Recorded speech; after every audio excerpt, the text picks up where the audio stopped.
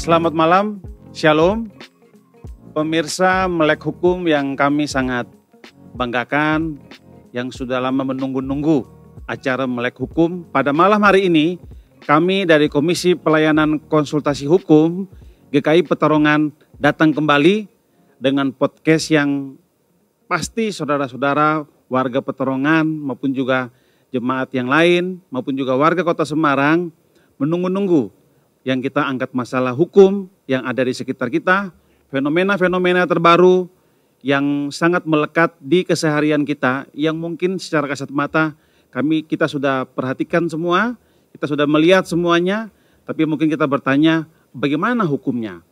Untuk itu pada malam hari ini kami dari Komisi Pelayanan Konsultasi Hukum GKI Peterongan akan mengangkat tema yang sangat menarik, fenomena yang mungkin dari dulu sudah pernah ada dan sekarang lagi happening, lagi timbul, lagi naik di permukaan dengan banyak-banyak kasus yang ada di televisi, yang kita dapat lihat di televisi, yaitu dengan adanya bullying atau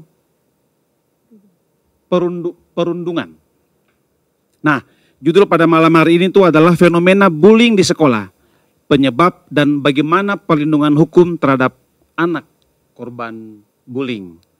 Nah, pada malam hari ini Melek Hukum kedatangan 3 orang narasumber yang sangat kredibel, sangat paham dan kepakarannya sangat teruji. Yang pertama itu adalah Ibu Christine Wibowo. Selamat malam Ibu. Selamat malam Bang Obi, dan selamat malam juga jemaat GKI Peterongan dan Bapak Ibu yang di tempat yang dimanapun berada. Ya, kembali lagi ya Ibu ya. Iya, kembali datang lagi sebagai narasumber di acara Melek Hukum GKI Peterongan.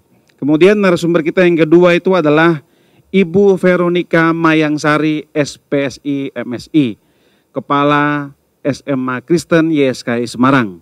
Selamat malam Ibu. Selamat malam Kak Obi, selamat malam untuk jemaat GKI Peterongan dan semuanya yang melihat podcast malam hari ini. Ya, kemudian yang ketiga pembicara pada malam hari ini itu adalah Ibu AKP Riana Adiaksari SSI, anggota Polri. Halo Kak Obi. Selamat malam Komandan. Selamat malam. Siap. Dan selamat malam semuanya. Halo. Ya, pemirsa, tanpa berlama-lama kami akan langsung ke pokok pembahasan kita pada malam hari ini, yaitu mengenai fenomena bullying di sekolah, penyebab dan perlindungan hukum terhadap anak korban bullying. Saya mau ke Bu Ixtin dulu. Saya langsung panggil Bu Ixtin aja ya. Iya Bang Obi, santai aja. Di sosial media, Ibu Christine sangat terkenal dengan Ibu Ixtin. Bagaimana beliau sangat concern di bidang psikologi dan selalu memberikan advice kepada masyarakat mengenai fenomena-fenomena psikologi yang ada di masyarakat. Nah, Bu Ixtin, ini kita mengangkat tema bullying di malam hari ini berangkat dari bagaimana kita melihat di media sosial maupun juga di acara televisi, berita, banyak sekali timbul fenomena bullying yang terjadi di sekolah pada khususnya. Betul. Dan fenomena ini kok semakin banyak, hari-hari ini kok semakin banyak. Bahkan sampai yang terakhir itu di yang terkenal itu ada bullying, ada geng tertentu yang melibatkan anak artis kayak Vincent Rompi sampai anaknya tuh luka psikologis. Kemudian juga di Semarang juga ada sampai disetrika, sampai disetrika karena mengejek nama ibunya. Jadi nama ibu tuh dijadikan bahan ejekan ternyata. Kalau dulu nama bapak juga. Nama bapak juga. Sekarang nama ibu. Sekarang nama ibu. Nah, bikin emosi di setrika itu di drakor ada loh Bu Vera. Yang hukuman atau jengkel gitu terus setrika. Nah ini ternyata di kehidupan nyata ternyata ada ya Bapak Ibu ya. Ada. Dan mengerikan. ini kok sampai timbul apakah sudah sedemikian parahnya dalam tanda kutip mengkhawatirkan dunia pendidikan kita pada saat ini atau seperti apa? Nah, sekarang saya coba bertanya kepada Bu Ixtin, kenapa sih kok sampai dari kacamata psikolog, kenapa sih sampai bisa terjadi bullying dalam pengertian si pelaku melakukan bullying maupun juga si korban juga itu. Nah ini seperti apa dari kacamata Bu Extin? Ya dari kacamata saya khususnya psikologi begitu Bang Obi dan Bapak Ibu semua, mungkin perundungan itu sudah terjadi sejak lama. Sejak dulu tuh ada begitu. Jadi yang memanggil nama bapak dan sebagainya. Tetapi memang tidak muncul di permukaan. Karena sekarang kan masyarakat semakin paham nih Bang Obi nih. Oh kalau gitu tuh nggak bener nih. Nah jadi semakin banyak bermunculan yang dilaporkan. Tapi yang tidak dilaporkan tadi di off air kita sudah ngobrol-ngobrol dengan Bapak Ibu semua di sini. Ya sebetulnya banyak dari dulu. Cuman sekarang dimunculkan kembali. Nah kenapa terjadi? Sebetulnya kalau definisi dari perundungan atau bullying ini sebetulnya kan ada perilaku agresif. Nah, ini kita ingat-ingat nih, ada kata kuncinya itu ada agresif, kemudian ada perbedaan. Nah perbedaannya itu macam-macam nih. Ada perbedaan finansial, perbedaan bentuk tubuh kalau anak-anak. Saya gendut, yang itu kurus, ya, pokoknya ada perbedaan. Jadi kata kuncinya Bapak Ibu agresif, perbedaan, dan berulang. Jadi kalau cuma sekali doang, misalnya ada anak dalam hal handphonenya sama. Handphonenya si A dan si B anak ini handphonenya sama. Terus mereka berdebat soal warna handphone. Dan itu hanya sekali doang gitu. Itu tidak bisa disebut perundungan. Itu disebut pertengkaran alias perdebatan. Ya, karena mereka satu level dalam membahas tentang handphone yang mereknya sama. Satu level dan ada agresinya begitu. Nah, tetapi kalau beda level dan dilakukan berulang-ulang baru disebut dengan perundungan atau bullying ini. Nah, maka Bapak Ibu jangan sedikit-sedikit mungkin menyampaikan ke anak atau bercerita ke anak, oh itu membuli itu ya, itu membuli itu belum tentu. Mungkin pertengkaran doang. Pertengkaran kok doang sebenarnya enggak doang sih. Tapi istilahnya enggak perundungan. Kalau perundungan itu dilakukan berulang dengan adanya perbedaan, adanya beda, kesenjangan pada hal apa gitu. Kalau sama levelnya, misalnya saya dengan Bang Obi sama levelnya pinter hukum, kita berdebat soal kasus, itu bukan perundungan Bapak Ibu ya. Jadi jangan keliru gitu. Itu bukan perundungan. Nah, perkaranya itu ada tadi kata kuncinya agresif. Yang agresif siapa? Dua-duanya, si pelaku dan si korban. Jadi sifat atau karakteristik korban dan pelaku itu sama, yaitu sama-sama agresif. Nah agresifnya di mana? Mau sekarang apa nanti Bang Obi jawabnya? Nanti kalau saya tadi kalau ngomong nanti 5 jam katanya kan membuli ya, membuli pendengar gitu loh. Termasuk bully ya. Termasuk membuli ya. Nah ini dia. Pendengarnya bosan dengar saya. Pemirsa, nah, itu loh. kita tuh tanpa sadar tuh bully itu mungkin sudah ada menjadi keseharian kita, tapi kita tidak sadar. Nah, pertanyaan yang ingin saya tanyakan tuh adalah Bu Extin. Perilaku bullying atau perundungan ini sampai mengancam fisik, maupun mengancam nyawa anak misalnya. Nah, itu penyebabnya tuh apa? Kalau itu, berarti lanjut sama jawaban tadi. Karena agresif ini dilakukan oleh si pelaku dan si korban. Nah, kok si korban agresif? Iya loh. Nah, kita lihat dulu pelaku dulu. Jadi ada jenis-jenis perundungan itu kan banyak sekali Bang Obi dan Bu Vera ya, nah, Ibu ya. Jadi ada yang verbal, ada yang non-verbal. Nah, yang non-verbal ini dibagi-bagi lagi. Ada yang fisik, jadi dipukul kelihatan sekali, dijewer dan segala macam. Yang fisik, ada sosial. Sosial itu mungkin tidak dipukul, tapi teman pembulinya dikucilkan. Bilang jangan mainan sama itu ya, jangan mainan sama ini gitu. Atau kemudian diteror. Nah teror ini bisa langsung, bisa pakai lewat cyber. Nah, ada juga pembulian yang berdasarkan finansial. Kalau anak SD mungkin finansialnya, ayo jajak kera. Oh kok bahasa Jawa sih. Ayo saya dijajak apa ya? Bahasa Jawanya apa? Bahasa Indonesianya apa tuh Bang Ovi? Ditraktir. Nek minta jajan. Dijajan ke? Ya dijalan kan Jawa itu. Jajan ke. Dipalak dong ya. Traktir aku apa enggak? Ayo gitu loh. Ayo traktir. Nah gitu-gitu itu termasuk finansial atau seksual. Nah kalau yang sampai membunuh itu yang fisik itu Bang Obi. Dan biasanya yang sampai pembulian kok sampai terjadi pembunuhan biasanya dilakukan orang-orang yang awalnya akrab ini kata kuncinya. Karena orang akrab itu adalah orang yang paling berpotensi kita benci. Ya Bapak Ibu. Jadi kalau saya semakin akrab dengan Bang Obi, tentu saya akan semakin banyak bertengkar sebetulnya. Itu potensinya lah. Jadi kalau saya jengkel sama orang atau orang jengkel dengan saya, yang akrab itu jengkel itu banget gitu loh. Itu sampai gemes, itu sampai tak gosok sih sana gitu loh. Ya gitu-gitu loh. Nah itu jadi pembulian terjadi seperti itu biasanya pada orang-orang yang dekat saking jengkelnya gitu. Itu bisa terjadi karena agresif dari pelaku. Tapi si korban juga agresif juga. Nah agresifnya apa? Kalau si pelaku itu agresifnya keluar ke orang lain dan aktif, si korban ini juga agresif. Agresif pasif, masuk ke dalam diri sendiri. Jadi karakteristik pelaku dan korban dalam psikologi itu sama sifatnya. Cuman agresifnya pelaku aktif, kalau si korban pasif menyakiti diri sendiri. Jadi wis lah diem aja, nggak apa-apa, aku sakit ya nggak apa-apa, tak tahan. Nah itu loh, itu agresif pasif. Jadi sama-sama agresif. Jadi kalau kita mau bantu, ya dua-duanya, pelaku dan korban. Karena dua-duanya, kalau ini anak sekolah ya, maka dua-duanya ini mengalami sesuatu yaitu perilaku agresif. Begitu Bang Obi. Baik, ini kalau yang saya coba pelajari maupun juga lihat di berita-berita, memang kecenderungan yang terjadi itu ada seperti kayak korban yang pelaku bullying ini biasanya status sosialnya lebih tinggi, nah, ya, ada status ekonominya lebih tinggi, atau dia mungkin anaknya pejabat-pejabat Betul. tertentu, sehingga dengan gampang memberikan cemoohan ataupun juga penghinaan yang secara agresif Betul. dan terus-menerus terjadi sehingga jadilah seperti itu. Dan biasanya itu kan anak-anak seperti gini kan dia sudah punya geng sendiri. Jadi geng yang masuk ke sini elit misalnya, ataupun juga geng ini tidak tersentuh karena mungkin orang tuanya sebagai pendana ataupun juga donatur dari sekolah dan anaknya siapa dan status ekonominya juga seperti apa. Nah, hal-hal seperti ini secara kalau Bu Ekstri melihat secara psikologi itu apakah bisa dicegah ataupun memang ini memang kecenderungannya akan melakukan bullying seperti itu? Oh, sangat bisa dicegah. Kalau nggak bisa dicegah, ngapain saya belajar psikologi Bang Obi? Wah, lagi galak ya toh. Pasti sangat bisa dicegah, pasti sangat. Tinggal kita lihat ciri-cirinya, kita cegah. Berarti yang satu agresif aktif, satu agresif pasif, tadi kata kuncinya itu.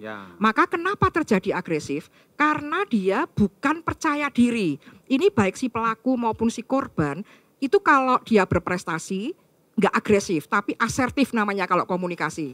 Nah, kenapa mereka jadi agresif? Karena mereka minder. Itu intinya. Minder. Jadi si pelaku minder, si korban minder sama. Nah, caranya adalah apa? Supaya cara mencegahnya itu, karena yang pelaku itu dia kepingin di atas teman-temannya, tapi dia minder. Nah, kalau anak yang pinter dia tahu, aku berprestasi, maka aku nanti akan disukai oleh teman-teman. Nah gitu, tapi pada anak-anak yang tidak tahu caranya berprestasi, maka caranya aku biar dianggap oleh teman-teman hebat, caranya gimana? Melakukan kekerasan. Nah maka orang tua mulai sejak dini itu harus fokus pada kelebihan anak. Itu harus. Jadi nanti yang korban juga, si korban merasa bahwa aku berprestasi kok. Betul, matematikaku cuma 7, tetapi badmintonku aku menang. Nah jadi dia punya harga diri, punya prestasi gitu. Kalau kita lihat Bang Obi tambah satu nih. Kalau beberapa orang tua yang cerita bahwa anaknya itu dibully, begitu dinakali oleh temennya katanya gitu. Saya selalu nanya, yang digituin itu semua teman sekelas. Seperti kemarin ada seorang ibu bilang, anak yang membuli anak saya itu badannya besar.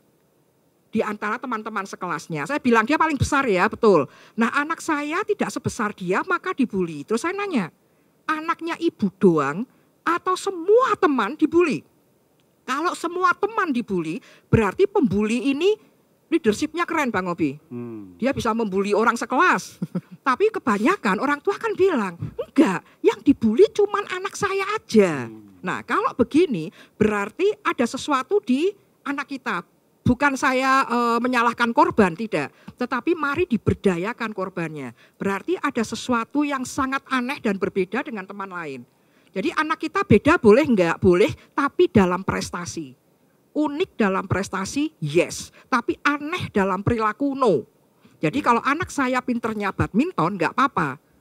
teman-temannya pinternya masak, anak saya pinternya badminton, kan beda nih, nggak apa-apa. Tapi bedanya ini hanya satu. Tapi ketika teman-temannya itu pakai seragam, nonton bioskop, ke kantin, itu dia harus ikut gitu kan Bu Vera ya. Sehingga dia nggak aneh gitu. Jadi unik oke, aneh jangan. Baik. Oke.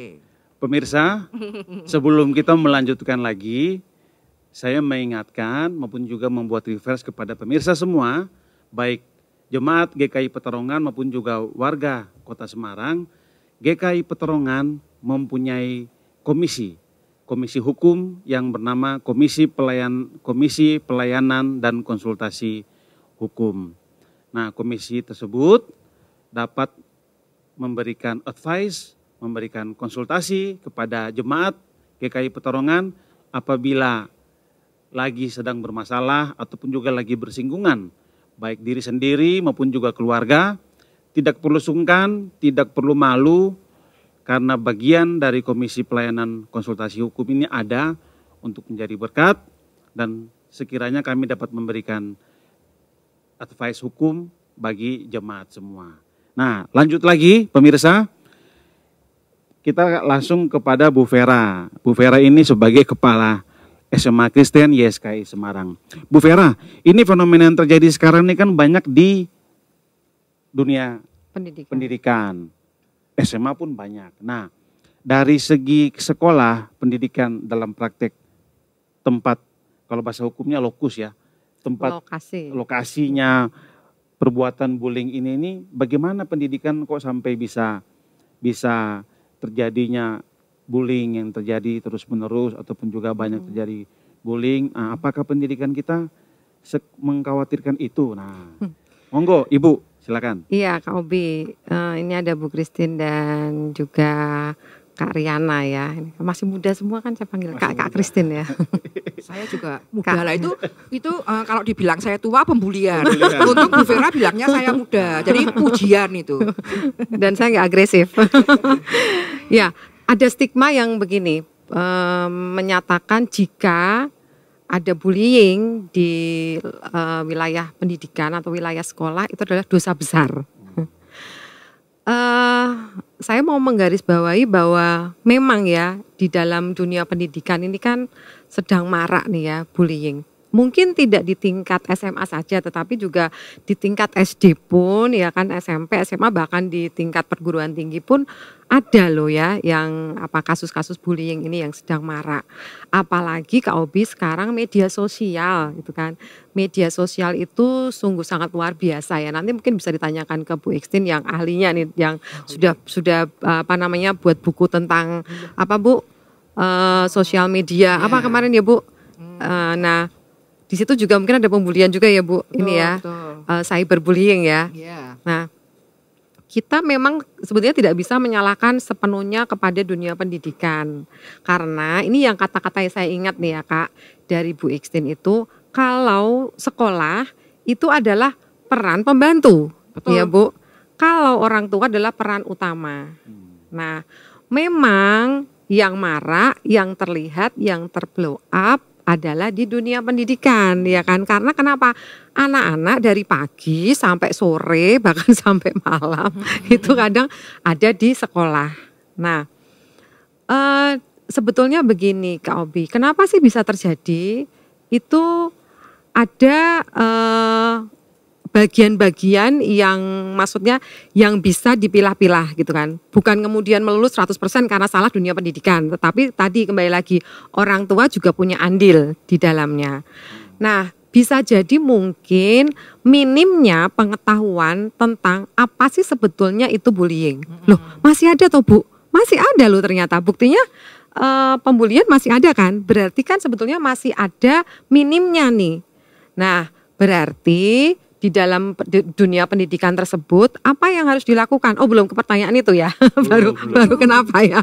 Saya udah agresif nih ya. Tapi kan saya nggak bully Kak Obi ya. Ya, jadi mungkin masih ada minimnya pengetahuan tentang bullying tadi. Kemudian yang kedua, di sisi orang tua. Ya kan, di sisi orang tua kan ada macam-macam nih ya Bu Christine ya. Ada macam-macam pola asuh nih ya. Pola asuh apa sih gitu kan. Nah, biasanya anak-anak pelaku bullying itu adalah yang permisif gitu kan, yang mungkin kayak tadi ya yang disebutkan orang tuanya kaya, ada strata sosial yang berbeda, ada perbedaan antara pelaku dan korban begitu. Mungkin di ranah strata sosial mungkin itu. Nah, atau mungkin juga dari anak-anak tersebut punya pengalaman atau trauma. Trauma mereka mungkin disakiti di dalam keluarga. Akhirnya yang terjadi tadi yang Bu Christine sampaikan, rendah diri. Nah, untuk menutupi rasa rendah diri, akhirnya dia manifestasinya atau pelampiasannya itu ke temen gitu loh. Karena kalau orang dewasa bilang pencitraan gitu kan ya. Nah, ini pencitraannya melalui dia bully temennya gitu, supaya dia bisa dianggap dia lebih superpower. Padahal sebetulnya di dalam hatinya dia tuh rendah diri gitu loh. Itu bisa saja. Jadi gini Kak Obi, bisa saja bullying di sekolah itu terjadi karena random. Itu bisa saja terjadi. Benar nggak Ibu Christine? Karena saking kompleksnya bullying, saking banyaknya kasus, dan itu masing-masing punya custom yang berbeda-beda, artinya latar belakang yang berbeda-beda. Jadi menurut saya pembahasan kita saat ini tuh penting banget gitu kan. Terutama tadi karena orang tua merasa minim ya, atau merasa baik-baik aja. Misalkan katakanlah anaknya bilang gitu kan, "Mah, aku tadi diejek loh sama teman-temanku gitu loh." Diejek apa? Diejek nama ibu atau nama bapak gitu. Mungkin orang tua yang zaman kita dulu nganggep, alah nggak apa-apa, dulu mama juga digituin, bahkan setiap hari mama baik-baik aja misalkan begitu. Padahal mungkin untuk anak-anak sekarang itu berbeda. Situasi kondisi seperti itu sih. Bu Vera, kalau kita melihat di dunia pendidikan itu kan biasanya tuh ada, ini saya tidak tahu ya, tapi kalau mungkin di SMA gitu apakah ada penataran ataupun kayak misalnya ospek-ospek dari kakak-kakak kelas misalnya mungkin, atau ada seperti penggojokan nggak sih seperti itu Bu? Nah itu juga kan kadang juga dari situlah kadang muncul bullying-bullying ya seperti itu. Kalau untuk penggojlokan sendiri sebenarnya sudah lama ya Bu, sudah lama ditiadakan oleh pemerintah. Semenjak zaman dulu itu ada kasus yang sampai dipukulin dan segala macam itu kan. Itu setelah itu tidak ada. Bahkan di SMA pun kalau awal-awal masuk itu justru kita sosialisasi yang penting adalah sosialisasi termasuk pembulian. Jadi anak-anak preventif untuk anak-anak diberi edukasi betul, apa sih itu bullying begitu. Jadi jangan sampai dia sendiri nggak sadar kalau ternyata dia membuli begitu kan. Nah, penting bagi sekolah ya, terutama di dunia pendidikan ini fokus pada masalah bullying. Karena ini sebetulnya bukan masalah yang sederhana. Kita semua tuh bisa saja dibully, tetapi sebetulnya kita semua bisa menyelesaikan kasus pembulian gitu loh. Kalau memang kita benar-benar fokus di situ. Kalau saat ini YSKI bagaimana untuk bisa mencegah sampai terjadi perilaku bullying yang dilakukan di sekolah itu dari sisi pendidikannya YSKI, apa yang sudah dilakukan misalnya untuk bisa mencegah ataupun juga seperti apa seperti itu? Ya, oke Kak Obi. Kalau kami ini sekalian promosi. Oh boleh ya, boleh ya. Terima kasih. Ya, kalau di YSKI sendiri kan kami dari mulai preschool ya, dari mulai preschool sampai ke SMA begitu. Nah, biasanya itu kalau yang di luaran kan yang terjadi itu dari SD ya, SD sampai SMA. Maka di YSKI itu kami punya kalau dikatakan semacam divisi atau tim khusus. Jadi tim khusus yang memfokuskan masalah bullying. Nah ini terdiri dari wakil kepala sekolah bidang kesiswaan, kemudian guru BK, kemudian ada juga wali kelas. Berarti tim khusus ya, tim bereaksi cepat itu. Betul. Tim, jadi kalau ada gini langsung bertindak. Betul. Nah biasanya kami itu kalau ini terutama di SMA, kami setiap bulan sekali itu kami ada namanya Hello Tuesday. Hello Tuesday. Jadi setiap Selasa selama 1 bulan. Tuesday Selasa ya. Ya, kami ini Kompolriana juga pernah kami undang nih di Hello Tuesday. Jadi kami memberikan edukasi ke anak-anak tentang kejadian-kejadian yang sedang happening saat ini gitu. Misalkan kayak pembulian itu kan kita fokuskan juga di situ karena ada tim khusus jika terjadi pembulian. Tapi puji Tuhan sampai hari ini tidak pernah terdengar ya atau tersiar gitu ya atau mungkin ada anak yang lapor bahwa dia dibully sampai ke fisik. Mungkin kalau ejekan, candaan itu pasti ada lah ya, itu biasa gitu. Tapi untuk mengarah bahwa ini memang pembulian sampai saat ini puji Tuhan belum ada dan jangan sampai ada ya. Karena harapan kami zero bullying. Zero bullying. Gitu. Kenapa? Akhirnya kami bentuk tim khusus atau divisi khusus untuk pembulian. Jadi guru BK itu terutama juga yang ada di tim itu mereka memberikan edukasi tentang pembulian tidak hanya kepada anak-anak tetapi juga kepada wali kelas. Jadi paling tidak wali kelas sebagai orang pertama yang ada di kelas itu dia udah aware bahwa ini kira-kira anak ini rentan nggak ya dibully gitu. Misalkan kan ada ya Bu Christine anak-anak yang rentan dibully. Misalkan anak baru, kemudian memang tadi kalau Bu Christine bilang yang unik gitu kan. Saya nggak mau bilang aneh ya karena anak-anak itu kan unik-unik gitu. Kemudian kalau mungkin dia sosialisasinya mungkin kurang bagus atau dia mungkin memiliki kebutuhan khusus begitu kan. Karena sekarang di sekolah itu kan kami tidak bisa tidak menerima anak-anak yang berkebutuhan khusus. Ya kan kalau harus inklusif. Betul, inklusif ya. Bukan eksklusif lagi sekarang. Bukan, betul. Nah, itu guru atau terutama wali kelas dia harus aware dulu. Ya dipilah-pilah gitu kan, dilihat dulu situasi kondisi kelas itu seperti apa. Makanya kalau di YSKI kami kan ada jenjang ya, jenjang dari yang rendah sampai yang tinggi. Nah, harapannya dari jenjang yang paling rendah itu mereka terus sekolah di SKI sampai mereka SMA. Karena apa? Karena riwayatnya Kak Obi. Jadi kami kan sudah tahu nih riwayat anak-anak dari sejak kecil sampai besar. Lah nanti itu kita bawa terus sampai di jenjang-jenjang selanjutnya. Jadi misalkan ada anak-anak yang butuh perlakuan khusus itu ada catatan gitu loh. Oh, anak ini harus begini, anak ini harus begini begitu. Jadi itu yang bisa juga meminimalkan bullying. Kalau di YSKI seperti itu. Siap. Berarti pemirsa dari sisi pendidikan khususnya SMA memang rawan terjadi bullying, tetapi bagaimana pendidikan harus memberikan rel ataupun juga pagar dalam rangka bisa mencegah bullying itu terjadi yang terus menerus dan juga terjadi di lingkungan sekolah yang paling penting itu ya. Kalau tadi Bu Christine kan bilang berulang-ulang ya. Kalau ini kita juga harus memberikan preventif, edukasi, intervensi yang berulang-ulang juga. Siap. Nah, terutama karena kami sekolah Kristen kan berarti karakter yang harus dikedepankan. Seperti itu Kak Obi. Baik Bu Vera, kita ke Ibu AKP Riana. Bu Polwan, ini bagaimana nih? Dari tadi sudah kita dengar penyebab dari sisi psikologi, kemudian juga dari pendidikan sekolah. Kalau dari sisi hukum bagaimana sih melindungi anak? Apakah ada sisi hukum yang sudah memadai dalam rangka anak yang melakukan bullying ini seperti apa? Nah, monggo silakan Ibu mungkin bisa kasih pandangan bagaimana hukum melindungi anak korban bullying seperti itu. Oke, terima kasih Kobi untuk pertanyaannya, menarik sekali. Nah, ini sambil kita sama-sama belajar hukum ya, karena hukum ini sangat penting dalam rangka mencegah bullying. Dimanapun kita berada itu pasti ada bullying. Nah, dari sisi hukum, kami merangkum beberapa hal yang penting. Yang pertama, dari sejarah undang-undang sendiri tentang perlindungan anak itu sudah ada sejak tahun 1979 di Indonesia. Nah, yang pertama itu Undang-Undang Nomor 4 tahun 1979 itu tentang kesejahteraan anak.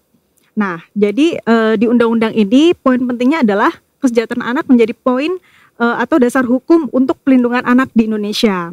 Nah, kemudian yang dimaksud dengan anak itu sendiri itu adalah seseorang yang berusia sebelum 21 tahun dan belum pernah kawin. Nah, ini jadi poinnya ya. Harus diingat, undang-undang pertama itu sebelum umur 21 tahun dan belum pernah kawin. Nah, kemudian undang-undang tersebut berkembang kembali menjadi Undang-Undang 39 tahun 99 tentang hak asasi manusia. Nah, di undang-undang ini sendiri berbunyi seperti ini. setiap anak berhak mendapatkan perlindungan dari orang tua, keluarga, masyarakat, dan negara. Hak anak adalah hak asasi manusia dan diakui serta dilindungi oleh hukum. Nah, ini poin penting. Nah, di undang-undang ini juga disebutkan bahwa anak tersebut range-nya masih di bawah 21 tahun dan belum pernah kawin. Nah, undang-undang tersebut berkembang lagi nih, semakin berkembangnya sosial dan budaya dan kompleksitas daripada kriminalitas yang ada, menjadi Undang-Undang Nomor 23 Tahun 2002 tentang Perlindungan Anak.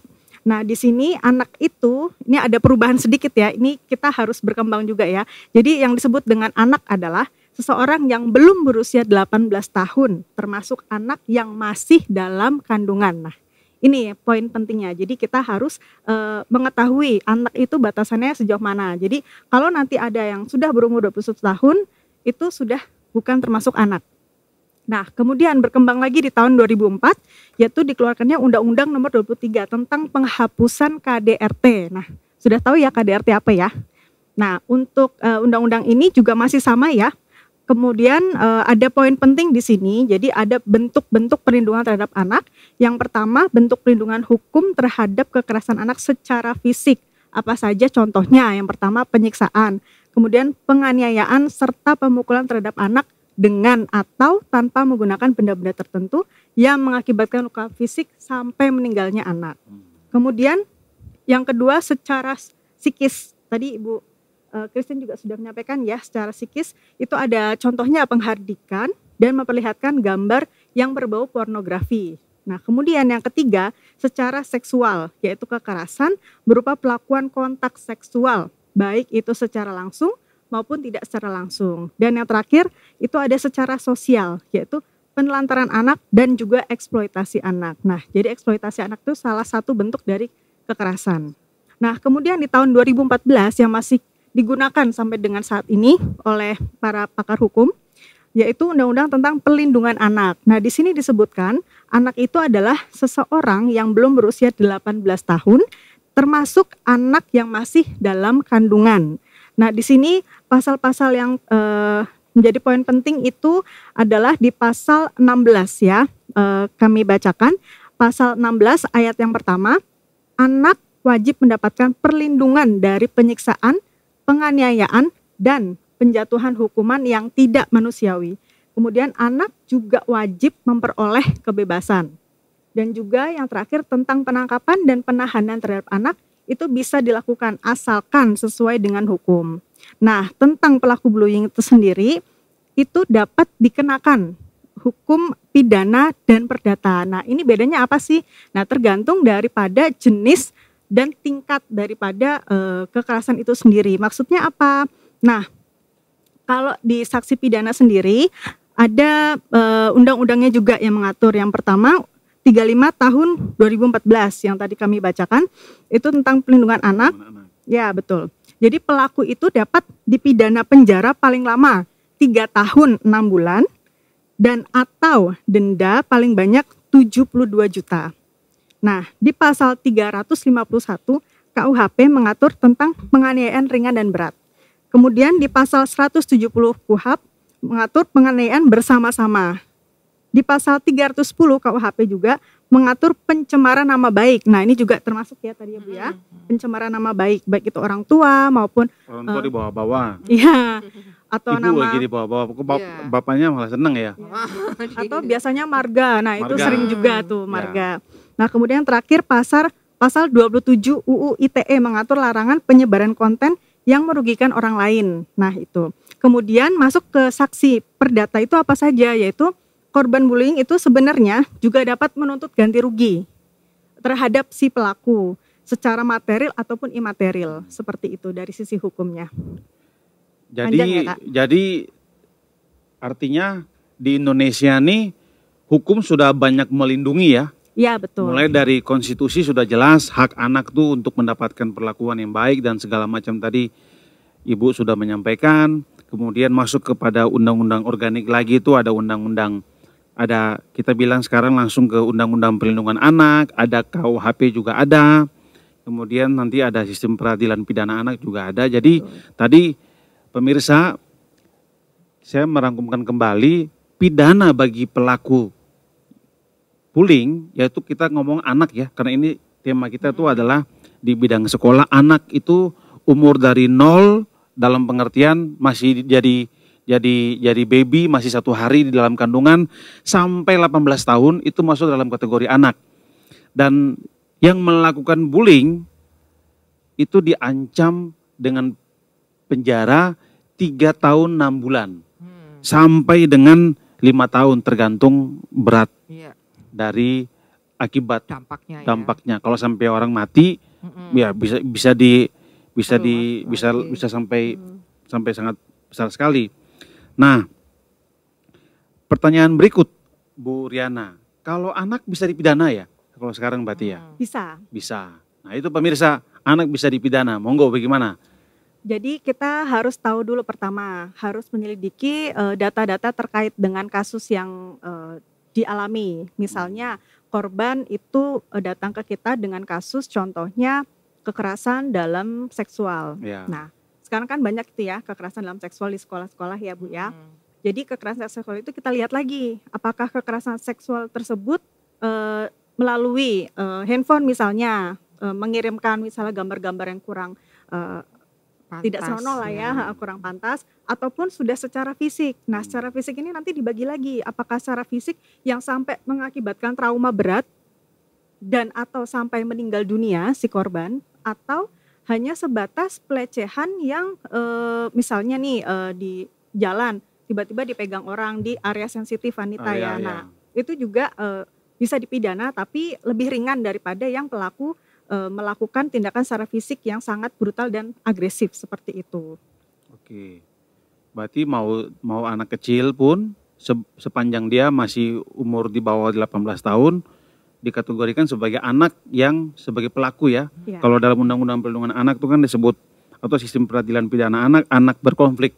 Iya. Betul. Anak berkonflik dengan hukum. Nah, kalau anak sebagai korban bullying, bagaimana prosesnya? Kalau misalnya kita mau, orang tuanya nggak terima, anaknya stres, anaknya pusing, mungkin dia mau bunuh diri misalnya, ataupun dia mau melakukan aksi-aksi yang karena akibat bullying itu, alurnya kemana kalau untuk dalam proses pidana ini? Nah, sebenarnya ini pertanyaan terkait nomor 2 ya. Mungkin bisa ditanyakan dulu nanti supaya nanti ada korelasinya gitu. Oke. Ya. Nah, artinya kalau nanti misalnya kita ingin melaporkan orang yang melakukan atau diduga melakukan bullying kepada kita, itu kemana sih harus seperti itu sih? Oke, terima kasih untuk pertanyaannya.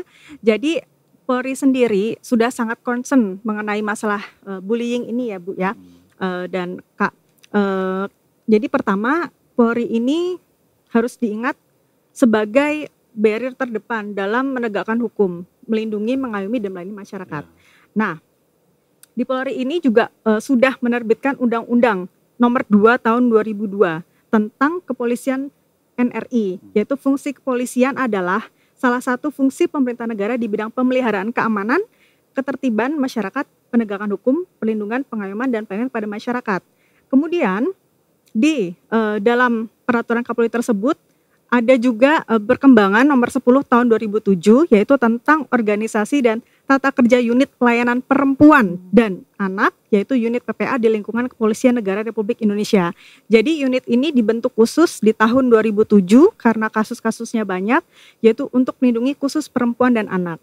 Jadi ketika kita misalnya memiliki keponakan atau anak atau misalnya tetangga yang mengalami kekerasan bullying ya, itu bisa langsung datang misalnya ke Polda atau Kapolres, Polres setempat ataupun ke Polsek untuk meminta perlindungan hukum. Nanti kami akan melayani. Biasanya yang terjun untuk pertama kali melayani adalah unit PPA. PPA, Ya. Perempuan Unit Perlindungan Perempuan dan Anak. Ya, nanti di sana pasti ada anggota Polwan yang akan melayani daripada korban ya, atau itu korban itu harus didampingi ya oleh orang tua atau wali yang mana mengetahui bahwa kejadian tersebut memang benar adanya terjadi seperti itu. Nah, kemudian nanti dari anggota atau unit PPA akan membantu misalnya kekerasan seksual nanti akan diarahkan ke visum ya, akan diantarkan atau difasilitasi langsung di rumah sakit Polri, nanti akan melakukan visum dan data visum itu akan digunakan untuk membuat laporan polisi. Nah, nanti laporan polisi tersebut dapat diteruskan dari penyidikan maupun penyelidikan sampai nanti akhirnya ditetapkan tersangka dan putusan seperti itu. Jadi jangan takut datang. Polri sudah humanis ya. Betul. Karena kan wah ini anak-anak, awas ada Pak Polisi, anak-anak biasanya sudah takut, terus mereka datang dengan kondisi dalam keadaan psikologinya lagi down misalnya, tapi tidak perlu khawatir karena di situ sudah ada penyidik-penyidik PPA yang sudah terlatih dan sepertinya juga harus ada sertifikasi khusus, ada pelatihan ya. Betul. Jadi ada menangani dan sepengetahuan saya pun ruangannya juga berbeda. Ruangan pemeriksaan anak pun juga berbeda dan memang tidak boleh pakai seragam misalnya yang menakutkan, misalnya harus dibuat nyaman. Sehingga kalau ada yang sampai khawatir mengenai waduh ke kepolisian nanti galak atau seperti apa, sudah berbeda. Sekarang polisi sepengetahuan saya sudah sangat humanis dan sangat berkompeten untuk menangani isu-isu, bukan cuma anak saja tapi tadi perlindungan perempuan dan anak. Ya. Dan yang tangani Polwan, bukan yang unit-unit lain yang memang menunjukkan itu enggak. Sekarang kekuatan dan power enggak ya, lebih humanis ya. Sekarang humanis, karena ada namanya tuh viktimisasi berulang. Jadi korban tuh tidak boleh diulang-ulang, malah nanti datang kantor polisi kalau yang tidak tahu ilmunya malah mungkin dibully kembali. Iya, betul. Nah, Pak saya dibully gara-gara saya pendek. Oh, Pak, kamu ya pendek oh ya kan berulang-ulang kembali. Nah, itu tidak boleh. Mereka sudah punya sistemnya sih seperti itu. Iya, betul banget. Dan di Polda Jateng sendiri juga sudah di-launching ruang pelayanan terpadu ya. Itu khusus untuk ruang pemeriksaan atau pelayanan sendiri untuk perempuan dan anak. Jadi nggak usah takut karena nanti akan dilayani langsung oleh Polwan gitu. Oke, pemirsa luar biasa. Ini menarik ya. Kita sekarang sudah tahu dampak dari pidana atau hukumannya. Karena ini kita melek hukum ya. Jadi hukumnya apa sih bagi pelaku bullying? Ya kalau orang tuanya nggak terima dan itu mengancam fisik maupun juga nyawa ya penjara. Iya. 3,6 tahun sampai 3 tahun 6 bulan sampai 5 tahun. 5 tahun itu. Nah, Bu Ekstin, bagaimana peran orang tua nih? Karena kan kalau kita melihat anak itu kan tentu tadi sudah disinggung sama Bu Vera juga, orang tua kan guru sebagai apa tadi Bu? Sebagai peran pendamping. Nah, peran utamanya tuh orang tua. Protagonisnya tuh memang itu harus orang tua. Orang tuanya nih. Nah, bagaimana sih peran orang tua? Apa yang harus dilakukan oleh orang tua sehingga anaknya nih jangan sampai jadi, yang pertama, jangan sampai dia sebagai pelaku bullying. Dia suka membuli-buli orang tuh, atau yang kedua, dia justru sebagai korban bullying. Mengangkat kepercayaan diri, confidence-nya dia tuh untuk gimana. Sehingga kan ini kan semua ada sisi-sisi yang harus dilihat sama orang tua. Nah itu bagaimana Bu Ekstin tuh? Iya betul, tadi disampaikan oleh Bu Riana juga bahwa 18 tahun ke bawah itu anak-anak. Jadi orang tua masih dominan ya Bu Vera, masih peran utama. Jadi ada banyak cara, yang pertama tadi yang saya sampaikan Bapak Ibu yaitu orang tua harus fokus pada prestasi anak. Kelebihan anak itu apa? Sehingga anak ini unik. Jadi unik itu dalam prestasi gitu. Jadi unik itu penting membuat anak itu berharga diri. Nah jadi fokusnya di kelebihan supaya anak itu tadi yang saya sampaikan di awal ya, nggak pinter matematika mungkin, tapi badmintonnya dia menang gitu. Sehingga dia punya harga diri. Sehingga pelaku merasa bahwa yang berpotensi menjadi pelaku itu merasa, aku nggak perlu kok menunjukkan kekuatan agresifku dengan menyerang orang lain. Toh aku punya prestasi. Sehingga teman-teman itu melihat aku orang yang pinter gitu. Nah si korban sama. Itu harus diangkat itu. Karena kebanyakan beberapa orang tua ya, nggak banyak sih, itu yang selalu fokusnya di kelemahan anak. Sehingga anak ini merasa bahwa iya betul, aku tuh bodoh. Jadi dia nggak pinter bahasa Inggris. Dileskan 7 hari seminggu bahasa Inggris. Itu kan yang mumet loh. Seperti kalau saya sebel sama orang, ketemu orang itu kan judek gitu loh. Nah, hanya dia merasa bahwa aku ini bodoh. Loh, les bahasa Inggris boleh nggak? Boleh. Tapi imbangi dengan prestasinya dia itu. Jadi dia keangkat, punya harga diri. Itu yang pertama, fokus di prestasi ya Bapak Ibu ya. Fokus di prestasi. Nanti kadang dibilang kamu nggak seperti anaknya si ini, kamu nggak seperti si dia yang jago. Nah ini kalau dalam prestasi itu unik saya oke. Jadi nggak perlu membandingkan. Tapi dalam perilaku harus sama. Ini yang kedua. Jadi tadi yang saya sampaikan tadi yang aneh itu, jangan sampai anak kita tuh aneh. Aneh itu artinya sangat berbeda dengan orang lain, tetapi pada hal-hal yang sebetulnya harus sama. Misalnya ya contoh, jangan mentang-mentang saya direktur begitu, maka waktu sekolah anak saya nggak pakai seragam. Semuanya pakai seragam putih abu-abu, saya merah putih.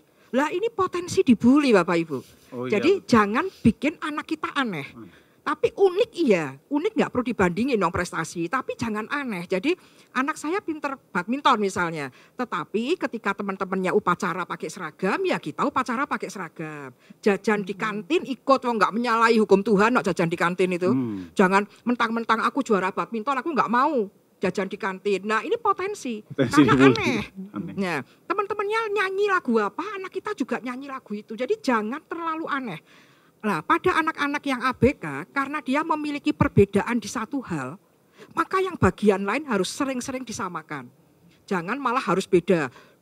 Anak sekolah pulang jam 12, karena anak saya ABK, maka tak jemput jam 12 tip, nggak boleh kemana-mana langsung pulang. Nah, ini aneh dipandang teman-temannya. Gitu.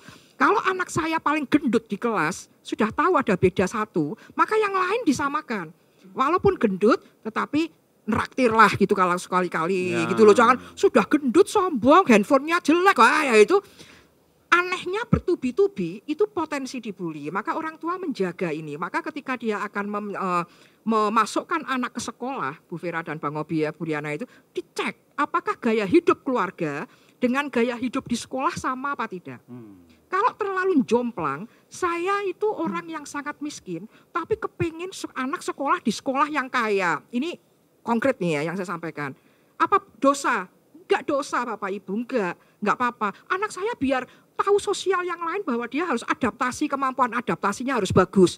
Yang harus bagus kemampuan adaptasi itu papi maminya. Nah itu. Itu loh, papi maminya bagus dulu. Jangan anaknya diceburkan ke lingkungan. Wong saya miskin, sekolah di tempat yang kaya. Lah ya handphonenya bunyinya aja Kak, beda yang murah dan yang mahal. Apa enggak dibully gitu. Saya lagunya jedak-jeduk itu begitu ada telepon kan dibully. Jadi jangan bikin anak kita tuh aneh, tapi unik di prestasi yes. Itu. Kemudian yang berikutnya adalah ajari mereka bersikap asertif, itu tengah-tengah. Baik si pelaku maupun si korban, kan tadi saya bilang sama agresifnya ini. Satu agresif aktif, korban agresif pasif. Jadi orang tua harus mengajarkan bahwa kalau ada apa-apa itu asertif. Sampaikan perasaanmu tanpa menyinggung orang lain, itu asertif. Nah caranya gimana? Gelar perkara. Berarti bukan hanya cuma polisi yang bisa gelar perkara loh. Dalam orang tua juga harus gelar perkara, cocokkan dengan TKP. Jadi ketika teknisnya gimana teknisnya? Nah ini dia, ini 3 jam ini. Jadi kalau anak cerita kayak Ibu Vera cerita, misalnya contohnya, Mami tadi aku dipukul sama temanku. Tidak perlu maju, tidak perlu lapor kemana-mana. Digelar perkara. Coba kita lihat di rumah di simulasi. Papa mama duduk, anaknya memperagakan kejadian tadi. Kalau perlu papahnya yang memperagakan. Coba kalau papa ini jadi pelaku, kamu sutradaranya ngomong gimana? Kamu dalam kondisi seperti apa? Kok si pelaku ini memukul? Itu harus dicek. Siapa tahu anak saya yang nggak benar posisinya. Ini pernah terjadi seorang anak kelas 3 SD yang dia cerita ke ayahnya bahwa papi aku nggak pernah dapat bola kalau main bola di sekolahan. Maka aku pengen nempeleng temanku. Nah papinya langsung oke, gelar perkara. Coba ini papi pura-pura jadi temanmu, kamu jadi kamu. Mari kita main bola di rumah. Seperti apa? Kamu cerita. Kejadiannya bagaimana di TKP itu? Rekonstruksi. Rekonstruksi bagus Bang Obi. Ya itu rekonstruksi jadi jelas gitu. Nah terus pada saat si ayahnya menendang bola, anaknya ini sebel sama ayahnya, nendang kaki ayahnya. Tentu saja tidak pada menit-menit awal. Setelah dilakukan berulang-ulang, anaknya ini sebel nendang kaki ayahnya. Ayahnya nanya, apakah di rumah kamu juga, di sekolah kamu nendang gini juga nggak ke temanmu? Iya Topi, jengkel aku tendang kakinya. Nah, kenapa anak kita ini dibully? Karena nendang kaki temennya. Jadi diajarin, besok lagi kalau jengkel sama temen nih, jangan tendang kakinya. Jangan terus, nggak boleh nendang, jangan. Karena dia mangkel, diajarin. jangan tendang kakinya, tapi sentuh bahunya. Ya kamu coba sentuh papi. Nah, diulang-ulang belajarnya ya Bapak Ibu ya. Terus dia nyentuh, terus misalnya namanya si A, kamu kok nggak ngasih bola sama aku? Aku dikasih dong. Nah, nanti aku traktir es teh mau nggak? Wah ini misalnya seperti itu. Jadi diajari strategi ngomongnya di balik layar. Sehingga ketika dia mengalami pembulian, dia bisa ngomong gitu. Oh saya menyampaikan, jangan kalau dinakali lapor guru, terus orang tuanya maju lah, itu potensi dibully. Jadi itu. Dan ini kalau kita sebagai orang Kristen Bapak Ibu, wah ini pura-pura ini mumpung ada pendeta nih ya. Konsep bahwa kita itu mengasihi orang lain itu yang itu loh. Jika kamu ditampar pipi kanan, berikan pipi kiri itu. Bukan berarti itu pro pada pembulian. Tuhan tuh keren sekali. Itu asertif namanya. Bapak Ibu coba peragakan aja ke saya, jangan peragakan ke samping. Kalau kita nggak kidal, itu kalau kita nampar tuh enak pipinya orang sebelah mana? Kiri. Nah pinter nih, berarti sudah pernah merekonstruksi orang menampar ya kan? Oh benar ya? Karena pelaku, saya pelaku nih. Itu kan ayat umum ya, berarti kan tidak kidal. Kalau saya pakai tangan kanan, nah itu Kak Sahala sudah memperagakan, madep sini, lihat sini. Memperagakannya nampar Bu Ekstin aja ya. Pasti lebih nampar kiri. Kenapa di ayat mengatakan tampar, kalau kamu ditampar pipi kanan, berikan pipi kiri. Coba kita menampar pipi kanan orang coba. Kalau kamu ditampar pipi kanan, berarti pakai punggung tangan kita namparnya. Kalau di badminton namanya backhand. Jedes gitu kan. Nah itu di dalam budaya tersebut, kalau nampar pakai punggung tangan berarti ngece alias ngejek. Jadi kamu tidak boleh ya, kalau kamu diejek orang, katakan kepada dia, tampar aku dengan telapak tangan. Kalau nampar kiri kan pakai telapak.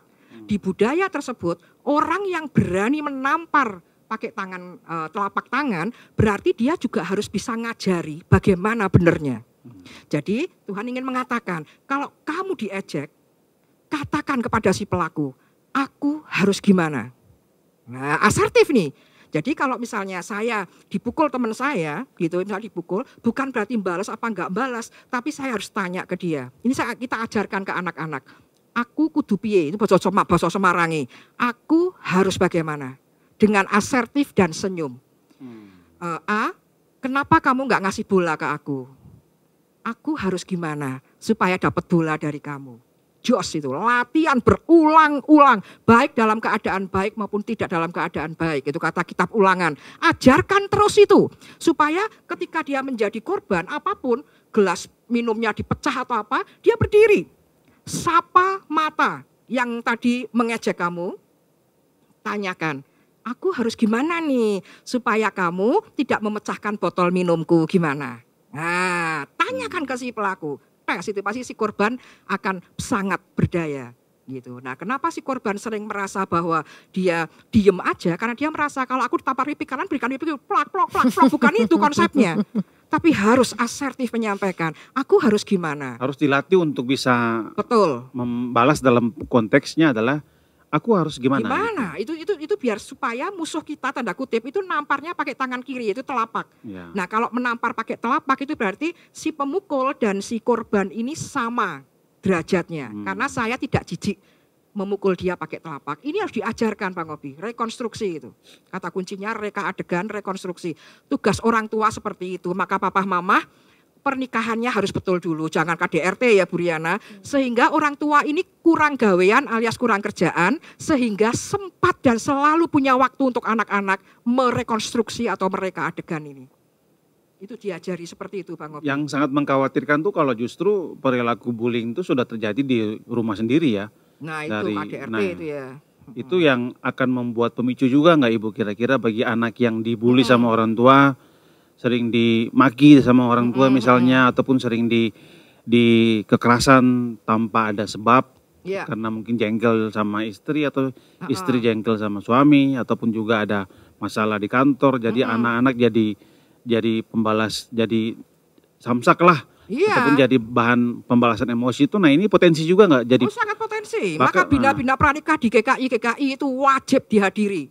Itu harus diikuti itu supaya pernikahan itu, ini yang di sini Bapak Ibu yang hadir di sini senyum-senyum itu karena masih muda-muda belum pada nikah. Jadi bina pranikah itu wajib hadir supaya permasalahan itu tidak ini jadi bina pranikah nanti. Jadi permasalahan pernikahan itu sudah oke dulu diselesaikan jauh-jauh hari sebelum pernikahan dimulai. Sehingga ketika setelah menikah tidak ada lagi pertengkaran yang terkait dengan hal-hal yang penting. Nah, hal-hal yang penting itu apa? Silahkan lihat di TikTok saya. Wah, promosi. Promosi. SKI saya promosi toh, ya kan? Malah gitu itu penting Bang Obi. Karena ini yang membuat anak trauma bukan hanya ketika dia dipukul, dimaki, bukan. Tapi pada ini hasil penelitian saya mengatakan bahwa yang paling membuat anak itu hancur adalah saat melihat orang-orang yang dia cintai itu bertengkar. Bukan saat dia dipukul dan dimaki, itu menyakitkan juga. Tapi yang paling menyeramkan buat anak-anak adalah pada saat mereka melihat orang-orang yang dicintai saling bertengkar. Itu dia takut. Ini aku gimana nih, jadi minder atau malah dia kemudian menjadi pelaku. Waspadalah.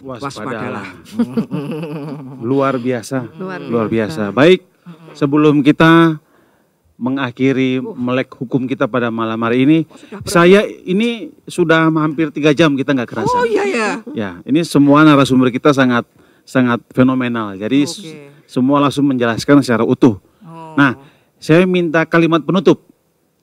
Bagaimana mencegah bullying dan apa yang harus dilakukan ketika terjadi keadaan bullying tersebut.